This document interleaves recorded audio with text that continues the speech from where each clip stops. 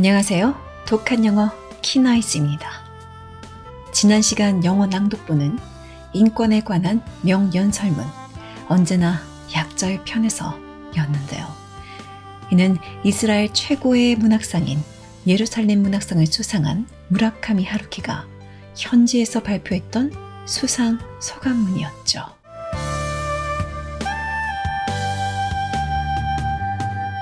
제가 현지에서 발표했다는 사실을 굳이 강조한 이유는 2009년 하루키가 본상을 수상하던 당시 이스라엘이 팔레스타인 가자 지구를 침공하면서 1000명가량의 사망자가 발생했기 때문인데요. 이때 비무장한 어린이와 노약자까지 희생시킨 이스라엘의 부당함이 부각되면서 이스라엘 문학상을 수상하면 하루키 책을 불매하겠다는 비난 여론이 불거졌었습니다. 그러나 그럼에도 불구하고 그는 이스라엘 현지로 가서 언제나 약자의 편에 서라는 의미심장한 연설문을 직접 발표했죠. 이 연설문이 벽과 달걀로도 불리는 이유는 약자와 강자의 관계를 하루키 자신의 문학작품에 빗대어 표현했기 때문인데요. 그에 관한 자세한 설명은 저의 또 다른 채널 심야북 카페 에피소드를 참고해 주시길 바랍니다.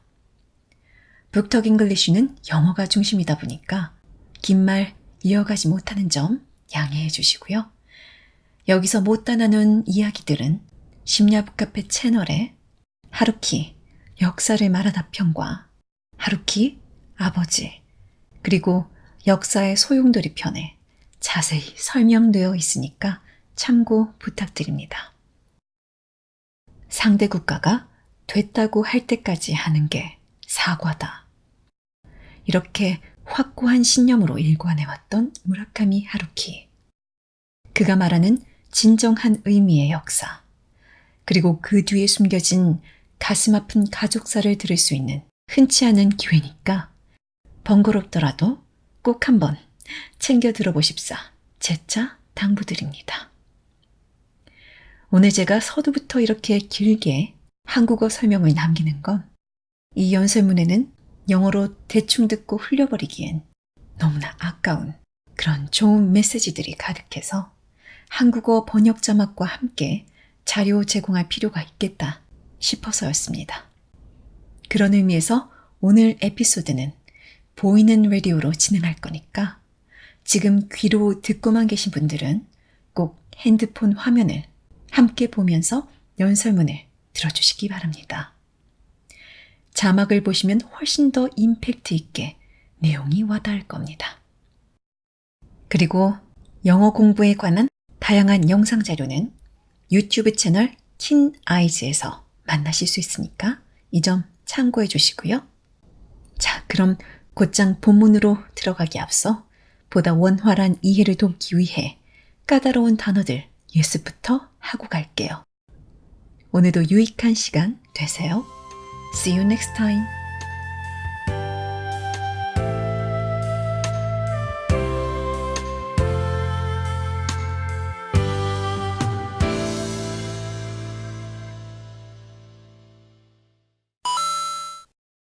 recipient 받는 사람, 수령인 literary 문학의 spinner 투수 던지는 사람 diplomat 외교관 butcher 정육점 주인 ingeniously 교묘하게 luring 유인하는 transfer 이동시키다 instigate 선동하다 rage 분노하다 blockaded 차단된 unleash 촉발시키다 genuinely 진정으로 metaphor 은유, 은유법 phosphorus 비금속 원소, 인성분의 dignity 품위 demeaning 비하하는 concoct 지어내다. utter, 순전한. drift into, 징집되다. altar, 제단. ally, 아군, 동맹. knelt, 무릎 꿇다, 닐의 과거. lurk, 도살이다. transcending, 초월하다. exploit, 착취하다.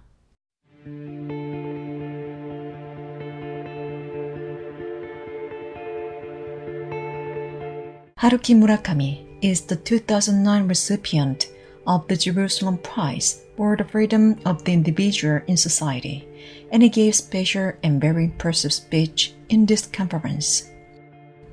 In this powerful speech, the great author, Haruki Murakami, explains his controversial decision to accept a ritual prize in Israel and why we need to fight the system. Let's listen to what he was saying and the very thing he wanted to say.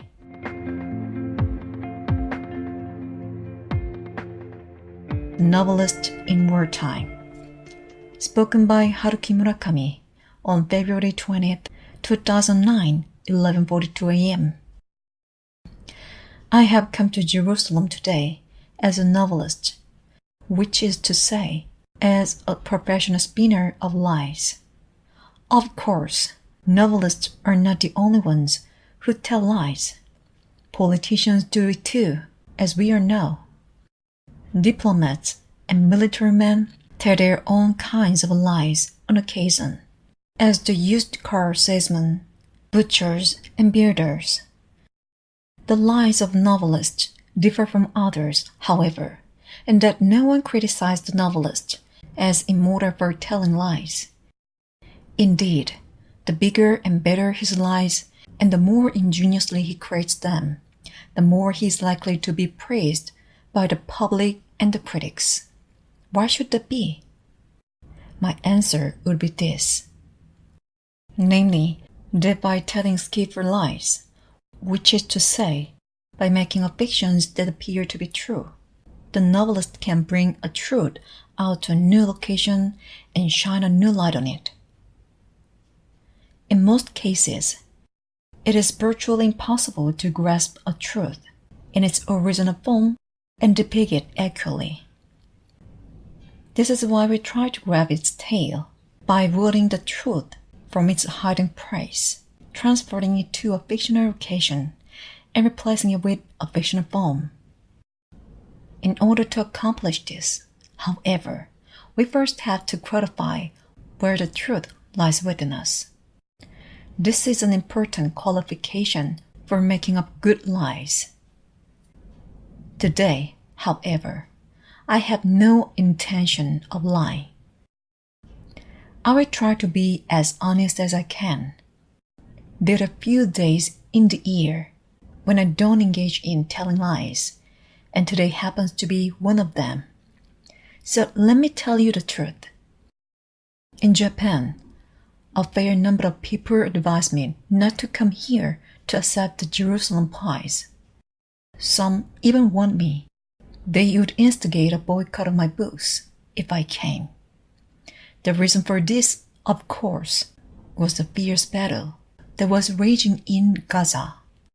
The UN reported that more than 1,000 people had lost their lives in the blockaded Gaza City, many of them unarmed citizens, children, and old people. And a number of times, after receiving notice of the award, I asked myself whether traveling to Israel at a time like this and accepting a ritual prize was the proper thing to do, whether this would create the impression that I supported one side in the conflict, that I endorsed the policies of a nation that chose to unleash its overwhelming military power. This is an impression, of course, that I would not wish to give. I do not approve of any war, and I do not support any nation. Neither, of course, do I wish to see my books subjected to a boycott. Finally, however, After careful consideration, I made up my mind to come here. One reason for my decision was that too many people advised me not to do that.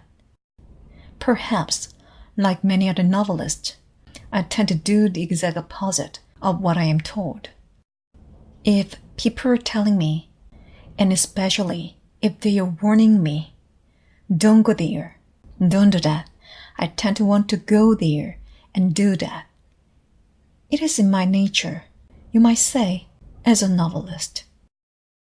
Novelists are a special breed.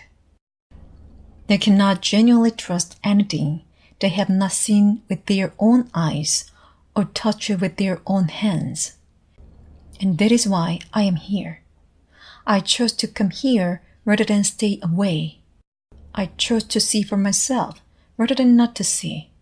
I chose to speak to you rather than to say nothing. Please do allow me to deliver one very personal message. It is something that I always keep in mind while I'm writing fiction.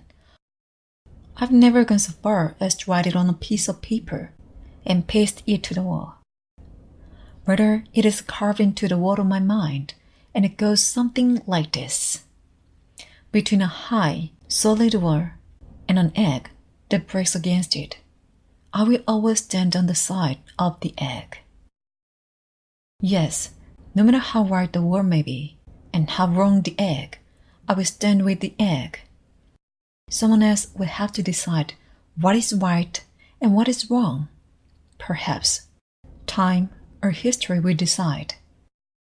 If there were a novelist who, for whatever reason, wrote works standing with the wall, of what value would such works be? What is the meaning of this metaphor? In some cases, it is all too simple and clear. Bombers and tanks and white phosphorus shells are that high, solid wall. The eggs are the unarmed civilians who are crushed and burned and shot by them. This is not at all. It carries a deeper meaning. Think of it this way. Each of us is more or less an egg. Each of us is a unique, irreplaceable soul enclosed in a fragile shell. This is true of me, and is true of each of you. And each of us, to a greater or lesser degree, is confronting a high, solid wall. The wall has a name. It is the system. The system is supposed to protect us, but sometimes it takes on a life of its own, and then it begins to kill us and cause us to kill others, coldly, efficiently, systematically. I have only one reason to write novels, and that is to bring the dignity of the individual soul to the surface and shine a light upon it. The purpose of a story is to sound an alarm, to keep a light trained on the system, in order to prevent it from tangling our souls in its web and demeaning them. I fully believe it is the novelist's job to keep trying to clarify the uniqueness of each individual soul by writing stories. Stories of life and death, stories of love, stories that make people cry and quake with fear and shake with laughter.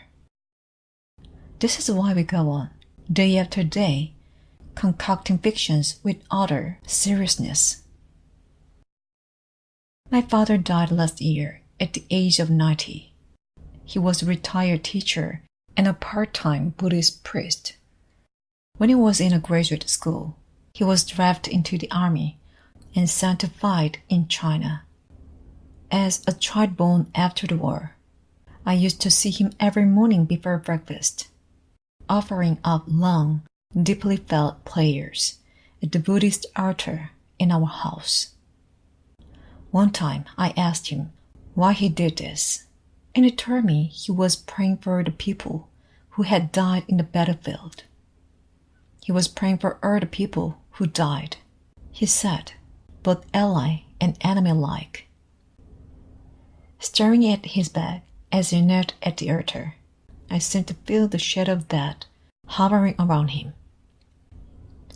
My father died, and with him, he took his memories that I can never know. But the presence of that lurked around him remains in my own memory. It is one of the few things I carry on from him, and one of the most important. I have only one thing I have to convey to you today. We are human beings, individuals, transcending nationality and race and religion, fragile eggs, faced with a solid world called the system. To our appearance, we have no hope of meaning. The world is too high, too strong, and too cold. If we have any hope of victory at all, it will have to come from our believing in the utter uniqueness and irreplaceability of our own and other souls, and from the warmth we gain by joining souls together. Take a moment to think about this. Each of us possesses a tangible, living soul. The system has no such a thing. We must not allow the system to exploit us. We must not allow the system to take on a life of its own. The system did not make us. We made the system. That is all I have to say to you. Thank you.